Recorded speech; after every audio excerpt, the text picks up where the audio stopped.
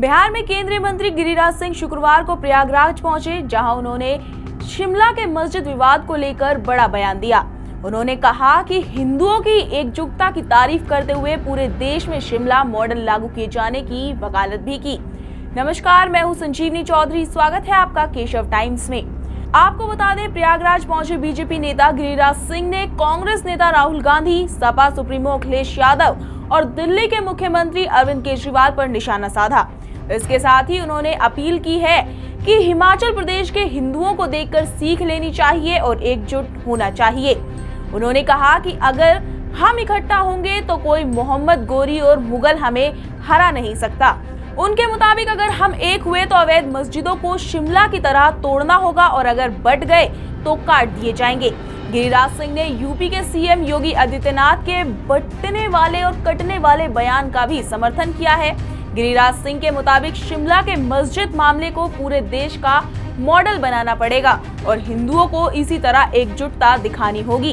गिरिराज सिंह के मुताबिक देश की आजादी के समय भारत में सिर्फ 2800 मस्जिदें ही थी, लेकिन विपक्षी नेताओं के बढ़ावे के चलते आज इनकी संख्या बढ़कर करीब 3 लाख हो गई है। उनके मुताबिक राहुल गांधी, अखिलेश यादव और लालू यादव जैसे नेताओं ने तुष्टीकरण की राजनीति करते हुए देश में रोहिंग्या और बांग्लादेशी घुसपैठियों को संरक्षण देने का काम किया है। इसी के चलते देश में अवैध मस्जिदों की संख्या लगातार बढ़ती जा रही है।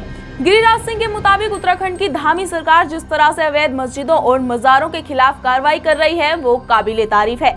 उन्होंने वक्फ कानून में हो रहे बदलाव को भी आम मुसलमानों के हित वाला बताया है।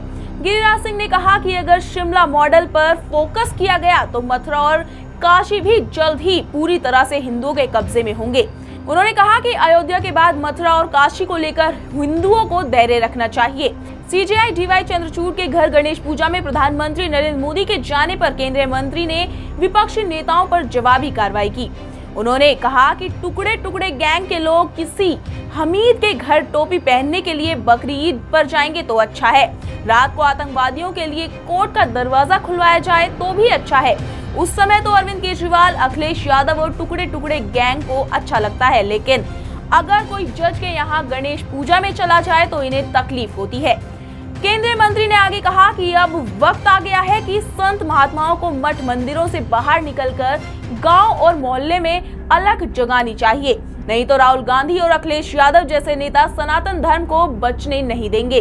राहुल और अखिलेश लगातार हिंदू धर्म पर निशाना साध रहे हैं। दिल्ली के सीएम अरविंद केजरीवाल को आज मिली जमानत पर प्रतिक्रिया देते हुए गिरिराज सिंह ने कहा कि वो देश की आजादी की लड़ाई में जेल नहीं गए थे, बल्कि चोरी और भ्रष्टाचार में जेल में थे।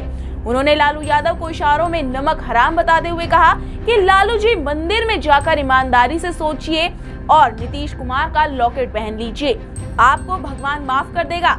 वहीं नीतीश कुमार के दोबारा पाला बदलने की संभावनाओं पर गिरिराज सिंह ने अपनी खास अंदाज में कहा कि नीतीश कह तो रहे हैं कि अब गलती नहीं करेंगे और बिहार को डूबने नहीं देंगे। केंद्रीय मंत्री गिरिराज सिंह के बयान पर आपकी क्या राय है, हमें कमेंट कर जरूर बताएं।